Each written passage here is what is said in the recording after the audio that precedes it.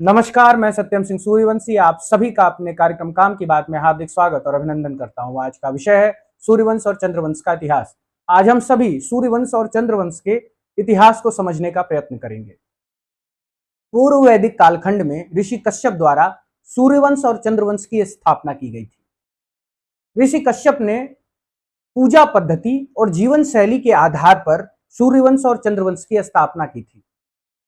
उन्होंने सूर्य आधारित पूजा पद्धति और सूर्य आधारित जीवन शैली मानने वाले लोगों को सूर्यवंशी बनाया और जो लोग चंद्र आधारित पूजा पद्धति को मानते थे, चंद्र आधारित जीवन शैली को अपनाते थे, उन्हें चंद्रवंशी कहा। सूर्यवंशी वह लोग कहलाए जो सूर्य आधारित पूजा पद्धति को मानते थे। वह सूर्य आधारित पूजा पद्धति को इसलिए मानते थे क्योंकि वह लोग फसल आधारित, कृषि आधारित क्षेत्रों में निवास करते थे, जहां पर कृषि होती थी, खेती होती थी, फसल उगाए जाते थे, नदियां थी, विभिन्न प्रकार के जलवायु थे, ठंडा मौसम था या भिन्न भिन्न प्रकार की ऋतुएं हुआ करती थी। ऐसे क्षेत्रों में सूर्य का महत्व अत्यंत अधिक था। सूर्य द्वारा पोषण प्राप्त होता था उनके फसलों का, सूर्य द्वारा उनके जीवन शैली का निर्माण होता था। इसीलिए इन क्षेत्रों के लोगों को सूर्यवंशी कहा गया। और जिन क्षेत्रों में गर्म ज्यादा थी, सूर्य के प्रभाव से रेगिस्तानी भूमि बन चुकी थी, सूर्य की गर्मी वहां के लोगों को कष्ट प्रदान करती थी, उन क्षेत्रों में चंद्रवंशी समाज का उदय हो गया, जो चंद्र आधारित जीवन शैली अपनाता था, रातों में ज्यादा कार्य करता था क्योंकि रातों में चंद्र की शीतलता होती थी, और चंद्र आधारित पूजा पद्धति को भी अपनाया था। इसी प्रकार हम यह देख सकते हैं कि सिंधु नदी के उस पार अरब के क्षेत्र में चंद्रवंशी निवास करते थे, क्योंकि वहां पर रेगिस्तानी भूमि है। रेगिस्तानी भूमि में चंद्र की शीतलता आवश्यक थी, तो चंद्र आधारित पूजा पद्धति का निर्माण हुआ। उसके आगे मिडिल ईस्ट के क्षेत्र में जेरूसलम तक अगर हम देखें तो वहां भी चंद्र आधारित पूजा पद्धति का निर्माण हुआ था, क्योंकि वहां चंद्र की शीतलता अत्यंत महत्वपूर्ण थी। वहां सूर्य का प्रकाश उतना महत्व इसलिए भी नहीं रखता था क्योंकि वहां पर भूमि बंजर थी, वहां की भूमि उपजाऊ नहीं थी, और जहां पर उपजाऊ भूमि नहीं थी वहां सूर्य का महत्व कम था। इसी महत्व को देखते हुए संपूर्ण विश्व में जलवायु, कृषि आधारित खेती, ठंडा मौसम, ऋतु परिवर्तन पर आधारित जीवन शैली निर्मित थी, और इन्हीं जीवन शैलियों के आधार पर सूर्यवंश और चंद्रवंश की स्थापना की गई। भारतवर्ष में सूर्यवंश का शासन था। पूर्व वैदिक काल में भारतवर्ष में सूर्यवंशी राजाओं का शासन हुआ करता था। वह राजा जो आदिवासी कबीलों का नेतृत्व किया करते थे, वह सूर्यवंशी राजा जो जम्मू कश्मीर, कश्यप भूमि कश्मीर के स्वर्गीय क्षेत्र का रक्षा किया करते थे, उस भूमि के वास्तविक राजा वही थे। वो मानवों का नेतृत्व करते थे। देवों की रक्षा का भी जिम्मेदारी सूर्यवंशी राजाओं का ही होता था, जो कश्यप भूमि कश्मीर में निवास करते थे। इसके अलावा दानवों से मानव समाज की रक्षा करना भी सूर्यवंशी राजाओं का ही एकमात्र कर्तव्य हुआ करता था, और देवताओं की रक्षा करने का कार्य भी सूर्यवंशी राजाओं का ही होता था। इसी श्रेणी में वाल्मीकि रामायण द्वारा मर्यादा पुरुषोत्तम प्रभु श्री राम का भी चरित्र देखने को मिलता है, जिन्होंने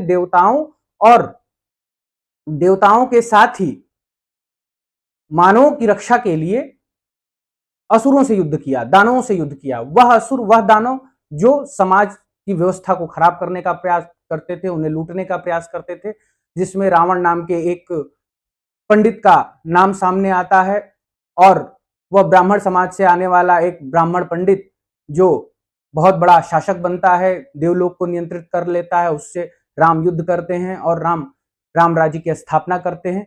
इस प्रकार से वाल्मीकि रामायण में सूर्यवंशियों के इतिहास के बारे में कुछ तथ्य स्पष्ट रूप से प्राप्त हो जाते हैं। यह पुष्टि नहीं की जा सकती कि राम के होने का इतिहास था कि नहीं था, क्योंकि ऐतिहासिक रूप से हम श्री राम के होने की पुष्टि नहीं कर सकते हैं। लेकिन वाल्मीकि रामायण को देखा जाए तो हम यह कह सकते हैं कि श्री रामचंद्र सिंह सूर्यवंशी राजा इक्ष्वाकु वंश में हुए थे। और यह तो स्पष्ट है कि सूर्यवंशी राजा हुआ करते थे और वह भारतवर्ष पे शासन करते थे, लेकिन उसमें इक्ष्वाकु ही वंश था, राम ही राजा थे, यह कहना थोड़ा कठिन कार्य है क्योंकि ऐतिहासिक प्रमाण नहीं मिलता है। लेकिन जो सामाजिक मान्यताएं हैं उसके आधार पर यह कहा जा सकता है कि श्री रामचंद्र सिंह का इतिहास था, जो सूर्यवंशी राजा थे। वाल्मीकि ने उन्हें राजन ही कहा है, संपूर्ण वाल्मीकि रामायण में उन्हें राजन ही कहा गया है। वो बात अलग है कि उन्हें तुलसीदास ने भगवान बना दिया, तुलसीदास द्वारा उन्हें भगवान बनाया गया। यह वैष्णव द्वारा निर्मित साहित्य था तुलसीदास का। तुलसीदास ने अपने साहित्य के माध्यम से वैष्णव साहित्य को आगे बढ़ाया, राम को राजन से भगवान बना दिया। लेकिन वाल्मीकि ने स्पष्ट रूप से उन्हें राजन ही कहा है, तो वह एक राजा थे। हो सकता है कि उन्होंने ईशित्व की उपाधि ग्रहण की थी, तो उन्हें प्रभु भी कहा जा सकता है। यह तो सूर्यवंशियों का इतिहास हो गया जो पूर्व वैदिक कालखंड में था। और यह भी कहा जा सकता है कि हाँ, श्री रामचंद्र सिंह थे, इसका इतिहास माना जा सकता है। लेकिन जब हम चंद्रवंशियों का इतिहास समझने का प्रयत्न करते हैं, तो चंद्रवंशी समाज का इतिहास समझने के लिए हमें मिडिल ईस्ट की यहूदी भूमि पर जाना पड़ेगा, जेरूसलम पर जाना पड़ेगा, क्योंकि चंद्रवंशी भारतवर्ष में रहते ही नहीं थे। भारतवर्ष जलवायु प्रधान देश था, जहां पर 4 ऋतुएं हुआ करती थी, सूर्य प्रधान यहाँ की सभ्यता थी, यहाँ सूर्यवंशी ही निवास करते थे, चंद्रवंशी थे ही नहीं। चंद्रवंशी समाज तो अधिकतर सूखे वाले क्षेत्रों में निवास करता था, जहां पर जल की कमी थी, जहां पर अच्छे भोजन की कमी थी, फसल उपजाऊ नहीं थी, ऐसे समाज में चंद्रवंशी समाज रहा करता था। और वो यहूदी समाज था, वहां पर भूखमरी की स्थिति थी, बहुत ज्यादा रेगिस्तानी क्षेत्र था। तो चंद्रवंशी समाज के इतिहास को देखने के लिए हमें जेरूसलम की यात्रा करनी पड़ेगी। और चंद्रवंश के सबसे प्रमुख नाम को अगर हम समझने का प्रयास करते हैं, तो पहला नाम अब्राहम का आता है, जो 2000 ईसा पूर्व जन्म लिए थे, जिनका जन्म एक कुम्हार के परिवार में हुआ था, जो कुम्हार परिवार मूर्ति का निर्माण करता था। तो उस कालखंड में भारत में महाजनपद काल चल रहा था। तो महाजनपद काल में अब्राहम का जन्म चंद्रवंशी समाज में हुआ था, यहूदी भूमि पर। और वहां पर उन्होंने समाज में परिवर्तन लाने के लिए सर्वप्रथम मूर्ति पूजा का विरोध किया। भारतवर्ष उस समय जैन धर्म और बौद्ध धर्म के मूर्तियों का अधिकतर निर्माण करता था, क्योंकि क्षत्रिय राजाओं द्वारा जैन धर्म और बौद्ध धर्म का प्रचार प्रसार करने के लिए मूर्ति निर्माण अपने शिखर पे था। तो उनका परिवार भी मूर्ति निर्माण करता था। उस समय उन्होंने मूर्ति निर्माण का विरोध किया। उन्होंने कहा कि मूर्तियों में भगवान नहीं होते हैं। मूर्ति पूजा का विरोध करने के साथ ही उन्होंने सामाजिक सुधार का भी प्रयास किया। उन्होंने मानव बलि की प्रथा को समाप्त किया। चंद्रवंशी समाज में मानव बलि की प्रथा थी, पापों से मुक्ति के लिए मानव बलि दी जाती थी, अपने कार्य की पूर्ति के लिए मानव बलि दी जाती थी। तो उन्होंने माले बने की प्रथा समाप्त करने के लिए अपने बच्चे को दांव पर लगाया, फिर उन्होंने बच्चे की जगह बकरे को रखा और समाज में यह संदेश दिया कि ईश्वर ने यह मना कर दिया है कि हम अब तुम्हारे बच्चे की कुर्बानी नहीं लेंगे, हम तुम्हारे बालक की कुर्बानी नहीं लेंगे, हमें किसी पशु की कुर्बानी चाहिए। तो यहां से उन्होंने मानव बलि से पशु बलि पर परिवर्तन किया। अब्राहम ने मानव बलि समाप्त करके पशु बलि के सिद्धांत को आगे बढ़ाया, क्योंकि मानव बलि बहुत व्यापक रूप से उस कालखंड में व्याप्त थी। उसके पश्चात मूसा है। मूसा को भी अतिशयोक्ति अलंकार के कथाओं के साथ उनकी कहानियां बता दी गई हैं कि वो उन्होंने एक छड़ी मार दिया तो नदी में 2 फाड़ हो गया, नदी के बीच से सब लोग निकल गए। ये सब अतिशयोक्ति अलंकार से युक्त कथा कहानियां हैं, महिमा मंडन करने का प्रयास है। वो भी एक साधारण मनुष्य ही थे। उन्होंने अपने ज्ञान से, अपने लॉ ऑफ मोजेस जो सिद्धांत था मूसा का, अपने सिद्धांत से एक व्यवस्था का निर्माण किया, गरीबों वंचितों को उनका अधिकार दिया, फिरौन से युद्ध लड़े, और इस कारण वो एक चंद्रवंशी समाज के उद्धारकर्ता के स्वरूप में स्थापित हुए। उसके बाद ईसा का जन्म होता है। ईसा का जन्म आज से 2000 वर्ष पूर्व करीब हुआ। ईसा ने जन्म लिया। ईसा का जन्म एक ऐसी मां के गर्भ से हुआ था जो बिन ब्याही मां थी। वह यहूदी महिला थी, उनके पिता भी यहूदी थे। बिन ब्याही मां के गर्भ से जन्म लेने के कारण ईसाई समाज जो है, उनकी मां की मर्यादा को बनाए रखने के लिए उन्हें वर्जिन मैरी कहता है। लेकिन उस कालखंड में चंद्रवंशी समाज में विवाह की प्रथा ही नहीं थी। वहां पे कॉन्ट्रैक्ट मैरिज होता था, या फिर कॉन्ट्रैक्ट के आधार पर, मतलब 2 लोग साथ में रहने लगते थे, लिविंग में रहने लगते थे। कोई शादी की व्यवस्था नहीं थी। सूर्यवंशी समाज में शादी की व्यवस्था थी। सभ्यताओं ने विकास वहीं ज्यादा किया है जहां पर उन्हें शुद्ध भोजन पानी पर्याप्त रूप से मिलता रहा है। भारतवर्ष में जलवायु अच्छी थी, फसल अच्छे होते थे, खाने की व्यवस्था अच्छी थी, सभी जरूरतें पूर्ण हो रही थी। तो उन्होंने अपने समाज में विकास करने के लिए विभिन्न प्रकार के अवधारणाओं का निर्माण किया, जिसमें विवाह की परंपरा भी सामाजिक व्यवस्था के रूप में जन्म ली। लेकिन चंद्रवंशी समाज तो खाने बिना मर रहा था। उसके पास खाने के लिए अच्छे भोजन की व्यवस्था नहीं थी। वहां खाने की व्यवस्था इसलिए नहीं थी कि जलवायु अच्छी नहीं थी, जलवायु और वहां का उपजाऊ भूमि नहीं था, वहां खाने की व्यवस्था। इसीलिए ईसा के चमत्कारों में आप देखेंगे कि रोटी पैदा कर दिए, उन्होंने मछली पैदा कर दिया, मछली निकाल दिया, उन्होंने गरीबों की बीमारी का इलाज कर दिया, किसी की आंखों का इलाज कर दिया। इस प्रकार के चमत्कार जो ईसा ने दिखाए, ये सब चमत्कार उस समय के वहां के जनमानस को आकर्षित करने के माध्यम मात्र थे। उन्हें अपना मुख्य रूप से संदेश पहुंचाना था। तो ईसा जन्म लिए, वो भी चंद्रवंशी थे। ईसा को क्राइस्ट भी कहा गया है। ईसा ने जन्म लेने के पश्चात सर्वप्रथम भारत की यात्रा की थी। भारत में वो शिक्षा लेकर गए थे तक्षशिला से शिक्षा लेकर वह वापस गए। उस कालखंड का इतिहास आपको न ईसाई समाज बताएगा न यहूदी समाज बताएगा, क्योंकि उनकी यात्रा भारत में थी। भारत में शिक्षा ग्रहण करने के पास वापस गए चंद्रवंशी भूमि पर, और सूर्यवंशी भूमि के ज्ञान को, शैव साहित्य के ज्ञान को अपने शब्दों में उन्होंने चंद्रवंशी भूमि पर प्रदान किया। अब चंद्रवंशी लोग नाराज हो गए, उनको समझ में आ गया कि यह ज्ञान पूर्व से लेकर आ रहा है, ये सूर्यवंशियों का शैव साहित्य का ज्ञान यहां पर अपने शब्दों में पिरो के बता रहा है। तब वहां के लोग भड़क गए और वहां के लोगों ने उनका विरोध करना चालू किया। कुछ लोग समर्थन में आए, कुछ लोग विरोध भी किए और उनको सूली पर चढ़ाने की मांग हो गई। फिर वहां के जो राजा थे, उस समय के जो शासक हुआ करते थे, उन शासकों ने किसी तरीके से मामले को संभाला और एक ऐसा निर्माण किया गया कि यीशु गए, सूली पर चढ़े, बाहर आए, फिर उन्होंने पुनर्जन्म प्राप्त किया। पुनर्जन्म मतलब उन्होंने अपने योग विद्या से कुछ देर के लिए स्वयं को मृत घोषित करके पुनः जीवित उठे, और योग का सिद्धांत वो समझते थे। तो जीवित उठने के बाद वो पुनः अपने शिष्यों को शिक्षा देकर और वापस स्वर्ग आ गए थे, वापस जम्मू कश्मीर की धरती पर आ गए थे और यहीं पे उनकी मृत्यु भी हुई थी। लेकिन इस सत्य को मानने से ईसाई समाज इनकार करता है, लेकिन यही वास्तविक सत्य है। ईसा की शिक्षा भी यहीं पर हुई है भारतवर्ष में, और ईसा की मृत्यु भी भारतवर्ष में ही हुई है। यह कहा जा सकता है कि ईसा का जन्म यहूदी भूमि पर हुआ है, और यहूदी भूमि पर जन्म लेने के पश्चात जब उनको मारने के प्रयास होने लगे तो उनको लेकर मिस्र चला गया था नील नदी पार करके। और यह सब कथा कहानियां हैं ईसा के जीवन के आधार पर, आप सभी ने पढ़ी होंगी। लेकिन भारतवर्ष में अगर चंद्रवंशी इतिहास को देखा जाए तो भारतवर्ष में कभी भी चंद्रवंशियों ने शासन किया ही नहीं है। चंद्रवंशी भारत में आते थे, गुलाम बनकर आते थे अथवा नौकरी करने आते थे। जैसे आज भारत के लोग अच्छी शिक्षा व्यवस्था, अच्छी परीक्षा व्यवस्था, अच्छे समाज, अच्छे जीवन शैली के लिए अमेरिका जाते हैं, ब्रेन ड्रेन हो रहा है, उसी प्रकार चंद्रवंशी समाज का ब्रेन ड्रेन सूर्यवंशी समाज भारतवर्ष में होता था।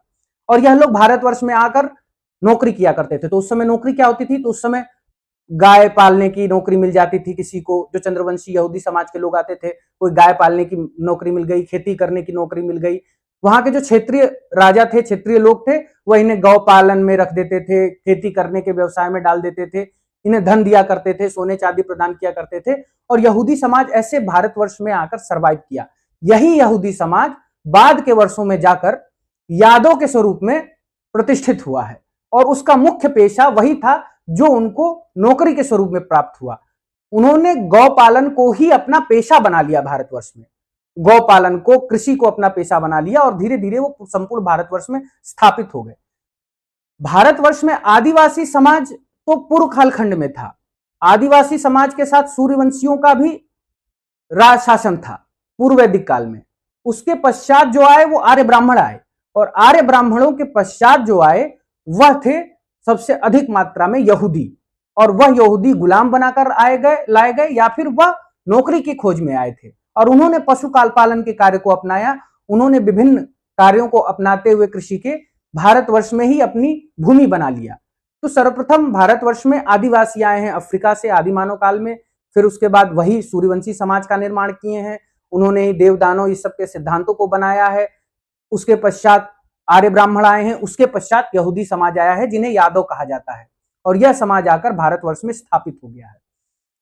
उसके पश्चात क्षेत्रीय समाज ने महाजनपद काल में जैन और बौद्ध धर्म को प्रारंभ किया है। जैन बौद्ध धर्म को समाप्त करने के बाद पुष्यमित्र शुंग ने जब समाप्त कर दिया, तो वैष्णव सिद्धांतों का जब निर्माण प्रारंभ हुआ है, तो कृष्ण द्वैपायन ने सर्वप्रथम कृष्ण साहित्य का निर्माण किया है।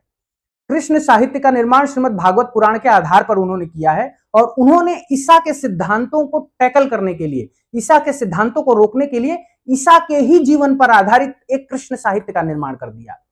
क्योंकि उन्हें क्राइस्ट कहा जाता था, तो क्राइस्ट से कृष्ण शब्द आ गया, उन्होंने कृष्ण का सिद्धांत बना दिया।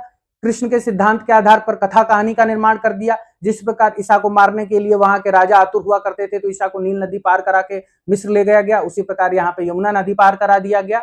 उन्होंने यहाँ के यहूदी समाज जो भारत में आकर रह चुका था उसको ईसा से प्रभावित होने से बचाने के लिए कृष्ण साहित्य का निर्माण किया गया। इसीलिए कृष्ण के होने का कोई ऐतिहासिक प्रमाण हो ही नहीं सकता है।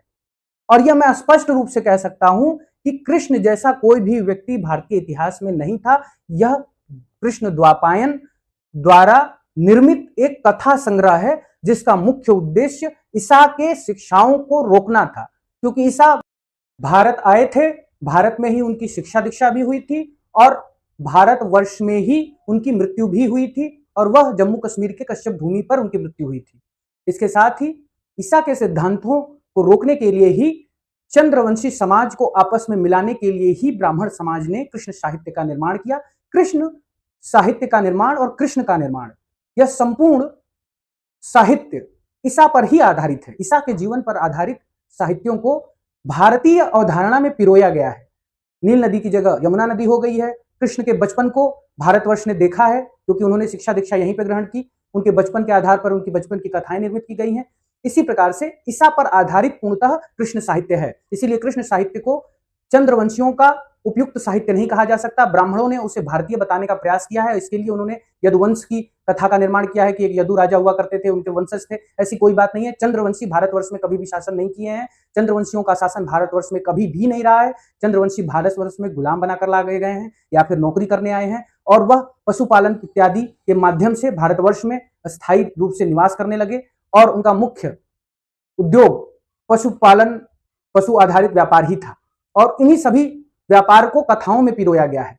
आप सभी देखेंगे कि कृष्ण साहित्य की कथाओं में इंद्र का विरोध किया गया है। वहां पर पूर्व वैदिक काल के इंद्र और देवताओं से यादव समाज, यहूदी समाज का युद्ध दिखाया गया है कि यहूदी समाज के जो यादव समाज के नेता हैं, श्री कृष्ण जो है वह इंद्र का विरोध करते हैं, इंद्र से युद्ध करते हैं। यह सभी चीजें संभव ही नहीं थी क्योंकि इंद्र पूर्व वैदिक काल के मनुष्य हुआ करते थे। इंद्र एक पद था, उस पद पे विभिन्न प्रकार के लोग बैठा करते थे और वह पूर्व वैदिक काल में हुआ करता था। आर्य जब भारत आए तो इंद्र पद, देवदानों का व्यवस्था खत्म हो चुका था। फिर महाजनपद काल आ गया था और महाजनपद काल के बाद भक्ति काल में कृष्ण साहित्य का निर्माण हुआ है और उस कालखंड में जब कृष्ण साहित्य का निर्माण हुआ है तब संभव ही नहीं है कि इंद्र की लड़ाई कभी कृष्ण से हो सकती है। यह सभी काल्पनिक कथाएं हैं। इन कथाओं के माध्यम से ईसा की शिक्षा को रोकने का प्रयास किया गया है।